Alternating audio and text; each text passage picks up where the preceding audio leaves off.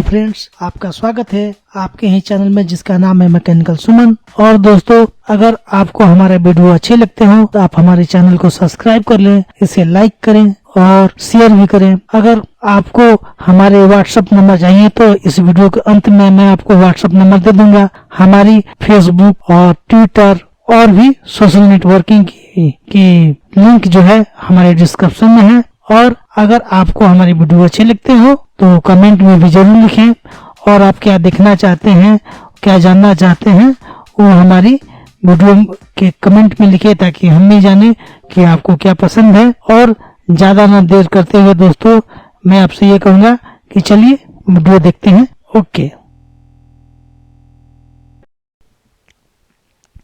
Hello दोस्तों, तो पिछले वीडियो में हमने देखा था कि कैसे ट्रांसफार्मर वायरिंग की गई, कैसे ट्रांसफार्मर को कंप्लीट किया गया, और इस वीडियो में हम देखेंगे कि स्टेबलाइजर पूर्णतः कैसे कंप्लीट होगी। तो सबसे पहले हम कैबिनेट लेते हैं। कैबिनेट में ट्रांसफार्मर, रिले और किट की जगह को आप दाग मार ले, पेन से, मार्कर से, जिस चीज़ से भी आप दाग मार ले, ताकि उसे आप आराम से ड्रिल करके छेद कर सकें। और उसके बाद हम उसमें कंप्लीट करेंगे, यानी कि असेंबल करेंगे। तो आप 4 रिले है इसमें। ये रिले 30 एम्पियर 24 वोल्ट की रिले है, और ट्रांसफार्मर आपने पहले देख ही लिया है। इसमें आप 25 एम्पियर भी लगा सकते हैं। और दोस्तों, ट्रांसफार्मर की लूप हमने थोड़ी बड़ी बड़ी रखी थी, क्योंकि हम डायरेक्ट उस पर रिले पर ही लूप को कस देंगे। तो दोस्तों, सबसे पहले मैं ये कहूँगा कि अगर आपने हमारे चैनल को सब्सक्राइब नहीं किया अभी तक तो इस चैनल को फ़ौरन सब्सक्राइब कर ले, क्योंकि इसमें हम आपको नए ज्ञानवर्धक के साथ में आपको बिजनेस संबंधी भी ज्ञान की बातें बताते हैं। और आप इससे अपना मैन्युफैक्चरिंग का उद्योग भी खोल सकते हैं, और रिपेयरिंग की भी आप काम कर सकते हैं। तो दोस्तों, हमने इस पर चारों तरफ से जब उसमें दाग लगा लिया, तो अब हम इसे हटाकर इसे ड्रिलिंग करेंगे। आप ऐसा करें कि आप पंच भी मार सकते हैं। तो हम पंच नहीं मारेंगे, हम वैसे ही, हमारी हैबिट हो चुकी है तो हम वैसे ही ड्रिलिंग कर लेंगे। लेकिन बड़ी बेहतर होता है कि आप पंच मार लें। उससे क्या होता है कि जो आप ड्रिल से छेद करते हैं वो थोड़ी सी भी दाएँ बाएँ डिसबैलेंस नहीं होगी। तो लेकिन हमारी ये काफ़ी पहले की हैबिट है, इसलिए हम पंच नहीं मारते हैं। तो अब ये रिले की छेद है, सभी रिले पर आप ड्रिलिंग से छेद कर लें। और यानी कि आपको 8 रिले की छेद होगी, 2 किट की छेद होगी इसमें, और यानी कि होल होगी, और 4 ट्रांसफार्मर की होगी। तो आप इसमें ट्रांसफार्मर कसने के लिए हैवी नट, यानी कि 2 सूत 2.5 सूत का भी आप लगा सकते हैं, जो आपको लगे। आप चाहे तो हैवी से कसेंगे तो आप जो 316 की नट आती है बोल्ट, उसका भी उपयोग कर सकते हैं। तो हम इस पर ड्रिलिंग कर ले रहे हैं। तो थोड़ी सी मैं ड्रिलिंग की गति को फॉरवर्ड कर देता हूँ, ताकि आपकी भी समय बचे। उसके बाद आप ये देख लीजिए कि इसमें आपकी नट बोल्ट लग जा रही है। तो सबसे पहले आप बॉडी में गोड़िया कसे। गोड़िया कसने के बाद मेन ट्रांसफार्मर और रिले को आप कसें। अगर इस तरह आप कसते हैं, इसमें वाशर लगा कर कसें, इस तरह आप अगर कसेंगे तो यानी कि ट्रांसफार्मर नीचे हो, बॉडी ऊपर हो, तो आपको कम मेहनत लगानी पड़ेगी, कम ताकत लगानी पड़ेगी। अगर आप वैसे करते हैं, सीधा करके करते हैं, तो आपको थोड़ा सी कसने में थोड़ी सी दिक्कत है। तो आप जैसे चाहें वैसे कर सकते हैं अपनी सहूलियत के अनुसार। तो मैं इसमें सारे ट्रांसफार्मर रिले को कसने के लिए, आप देख सकते हैं, रिले को कसने के लिए उसका बोल्ट भी उसके साथ में, नट भी उसके साथ में मिलता है। तो आप वो काफ़ी आसान होती है।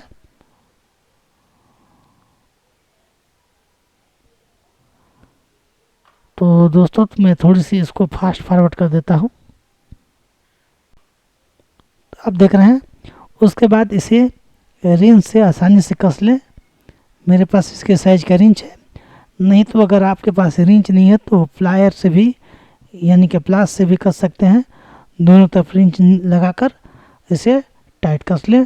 और टाइट कसने के बाद फिर आप रिले के कनेक्शन को आप देख सकते हैं, इसी से रिले कसाती है। तो हम रिले को कसेंगे। इसे भी मैं थोड़ी सी फास्ट फॉरवर्ड कर देता हूँ। तो हम तेज़ी से कस रहे हैं। ये देखिए आपकी रिले ये कसी जा रही है। और रिले कसने के बाद आप चारों रिले के बारी बारी से आप कस लें। और चारों रिले कसने के बाद अब थोड़ी सी फिर हम इसकी कनेक्शन करेंगे। तो कनेक्शन करने से पहले आप ट्रांसफार्मर के वायर को आप छील लें, यानी कि उसके निकल हटा लें जो हमें कसनी है। और कसने के बाद ये देखिए ये 40 एम्पियर का रिले है। तो इसमें आप 30 एम्पियर 40 एम्पियर कोई भी लगा सकते हैं। अगर 40 एम्पियर थोड़ी सी महंगी होगी, लेकिन आप 30 एम्पियर के लगाएंगे तो इसके लिए अच्छी है। और हम जब रिले को कस लिए तो उसके बाद हम देखिए हम अब शॉर्ट करेंगे कनेक्शन के अनुसार। तो 3 शॉर्ट इसमें होगी। एक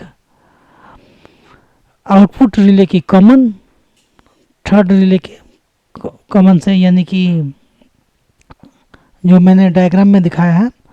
तो दोनों कॉमन शॉर्ट होगी। दूसरी इनपुट की एनसी से उसके बगल वाले रिले यानी कि 3 नंबर वाले रिले के एनो में जाएगी। और इसकी एनो से आउटपुट जो रिले है यानी टाइमर के बगल में उसकी एनसी पे जाएगी। तो इसे हम थोड़ी सी फास्ट फॉरवर्ड कर देते हैं। और इसे हम थोड़ी तेज़ी से कसेंगे। ये देखिए ये इनपुट रिले की एनसी से उसके बगल वाले रिले यानी कि इनपुट रिले अगर 4 है तो आउटपुट रिले की यानी कि 3 की कॉमन में जाएगी। और फिर उसके बाद आप ये देख लीजिए कि 2 शॉर्ट और होंगी। ये आप देख सकते हैं सारी कनेक्शन। इसके लिए मैंने पहले भी एक डायग्राम बना दिया है, तो आप डायग्राम वाला वीडियो देख सकते हैं, जिससे आपको काफ़ी अच्छी तरह समझ में आ जाएगी। आप उससे ऐसा कीजिए कि उस डायग्राम वाले वीडियो से आप पहले से एक डायग्राम आप बना लीजिए, उसके बाद ये कनेक्शन कीजिए। तो आपको काफ़ी तेज़ी और काफ़ी समझ से आपको ये समझ में आ जाएगी। तो फिर हम इसे कनेक्ट करते हैं। और कनेक्ट कर कर ये देखिए दोस्तों, सबसे बड़ी बात है कि इसकी इनामिल पूरी तरह क्लियर होनी चाहिए, ताकि आपकी जो रिले कस रहे हैं वहाँ पर अगर कार्बन लगेगी तो आपको रिले जलने की संभावना ज़्यादा होती है। इसलिए आप इनामिल को अच्छी तरह से छीलें। उसके बाद रिले पर जो भी आप कनेक्शन करते हैं उसे आप टाइट कसें। लूज कनेक्शन करने से रिले के जलने की संभावना काफ़ी हद तक जल्दी होती है। तो उसके बाद आप लूज न कसें और इनामिल को अच्छी तरह से साफ़ करें। थोड़ी वक्त लगेगी, लेकिन इनामिल को अच्छी तरह से साफ़ करें। इसके लिए एक लिक्विड भी आती है इनामिल साफ़ करने के लिए, लेकिन वो थोड़ी सी डेंजरस होती है, इसलिए मैं इसे यूज नहीं करता। और वायर के बीच में आप सिल्विंग जरूर लगा दें, इससे 2 काम होगी। कभी आप जैसे कनेक्ट करते हैं तो शॉर्ट होने की संभावना ना के बराबर रहती है और दिखने में सुंदर भी लगती है। तो आप अब इनपुट रिले की इनो से ये जाएगी, यानी कि रिले नंबर 4 की इनो से रिले नंबर 2 की एनसी भर जाएगी। और एनसी पर एक सबसे ऊपर 200 टेपिंग की एक पहली सी टेपिंग है उस पर। तो यानी कि इसमें 2 तारे आपस में कसी जाएंगी और 2 तारे कसने के बाद इसे हम वहाँ पर कनेक्ट कर देंगे।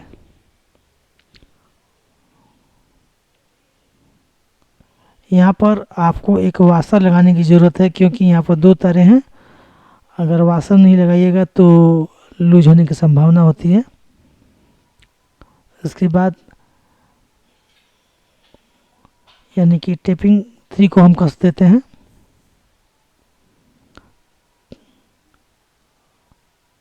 ये लूप हमारी 3 कसा गई रिले नंबर 2 की एनो पर। अब बचा है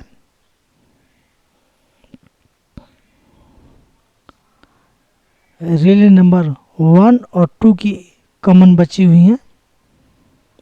तो और हम ये देखिए रिले नंबर 3 की एनसी पर, यानी इनपुट रिले 90 वोल्ट की टेपिंग वाली लूप को हम कस देंगे, और रिले नंबर 3 की एनो पर उसके बाद वाली, यानी कि 110 वोल्ट के आसपास जिसमें चेंजिंग होती है, वो हम रिले कस देंगे, वो टेपिंग कस देंगे उस रिले पर। तो ये हमारी पूरी कंप्लीट हो गई। और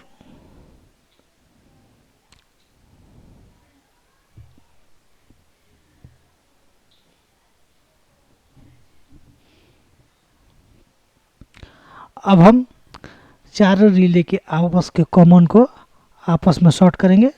ये आपकी किट में चली जाएगी।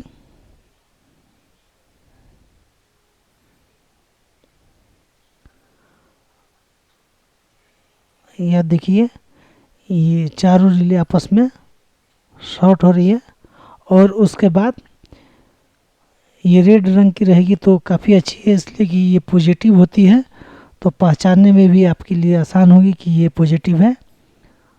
तो हम चारों को आपस में शॉर्ट कर लेंगे। उसके बाद चारों रिले के लिए एक एक तार और हम लगाएंगे।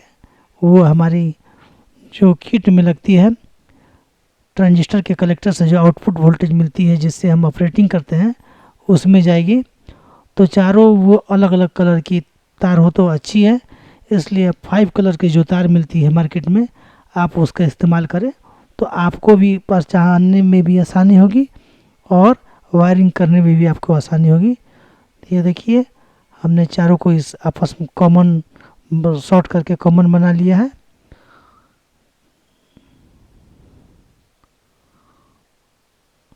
और जो भी तार आप इसमें जोड़ते हैं या कनेक्ट करते हैं उसमें मजबूती होनी चाहिए, क्योंकि अगर मजबूती नहीं होगी तो मान के चलिए कि अगर किसी को दूसरे स्थान पर ले जाना हो या फिर दूसरे शहर में ले जाना हो, तो ट्रेवलिंग के दौरान यानी कि ट्रांसपोर्टिंग के दौरान इसमें जंपिंग होगी तो तार टूटने से वर्क करना बंद कर सकती है, फिर यह वर्क सही नहीं करेगी। तो इसलिए फिनिशिंग के साथ में थोड़ी सी तार बड़ी बड़ी हल्की सी बड़ी बड़ी आप रखें, ताकि तार टूटने का जो डर है वो ख़त्म हो जाए। तो अब हम चारों को एक एक अलग अलग रंग की तार जोड़ेंगे, जैसे में इसमें येलो है, उसके बाद येलो के बाद हम ये ग्रीन, और ग्रीन के बाद आप और 2 रंग की तार आप जोड़ सकते हैं, जिसमें ब्लू आती है या ब्राउन या फिर ब्लैक, कोई भी तार आप यूज कर सकते हैं। तो चारों अलग अलग तार 5 कलर के होने से आपको पहचानने में वायरिंग करने में काफ़ी आसानी होगी किट पर। और सबसे अच्छी बात है कि बाद में आपको रिपेयर करने में भी काफ़ी आसानी होगी।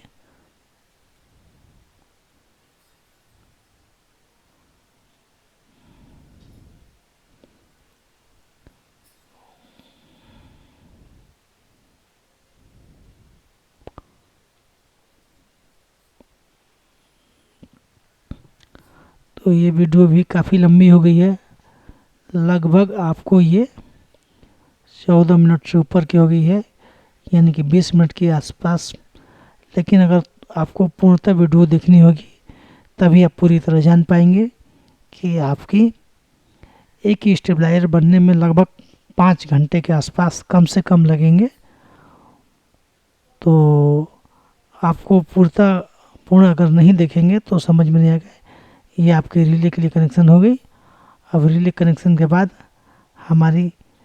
अब हम इसे किट में कस देंगे, और किट में कसने के बाद जो ट्रांसफार्मर के 2 ट्रिगर तार हैं उसमें भी हम 2 वायर जोड़कर इसके लिए ट्रिगर के लिए ले आएंगे और सारी कनेक्शन कर देंगे किट में। जो हमारी पूर्णतः कंप्लीट हो जाएगी। अब थोड़ी सी आप ही देख सकते हैं, हमने इसको चारों को छील लिया। अब इस पर हम किट लगाएंगे। तो दोस्तों, अगर मैं इसको फास्ट फॉरवर्ड करूँगा तो आपको समझ में नहीं आएगी, लेकिन ये वीडियो काफ़ी लंबी हो गई है, लगभग 15 मिनट से ऊपर, यानी कि 20 मिनट के आसपास ये वीडियो जाएगी। तो थोड़ी पेशेंस रखनी होगी। वैसे मैं इसको 2 पार्ट में बना देता तो आपके लिए भी अच्छी होती, लेकिन वैसे आपको काफ़ी लंबी, काफ़ी पार्ट हो जाती है इस वीडियो के, लगभग 7-8 पार्ट हो जाते हैं। तो इसलिए मैं इस वीडियो को एक ही पार्ट में बना रहा हूँ। डिजिटल किट के बारे में मैंने और भी कई सारे वीडियो बनाए हैं, तो आप उन वीडियो को भी देख सकते हैं। इसलिए मैं इसको थोड़ा सा फास्ट फॉरवर्ड करके बता रहा हूँ, क्योंकि एक ही चीज़ हर बार दिखाना कोई अच्छी बात नहीं है। तो इसको मैं थोड़ी सी फास्ट फॉरवर्ड कर दिया हूँ। अभी देखिए, ये 2 ट्रिगर की तार हो गई, तो यानी कि अब इसे हम किट में कसेंगे।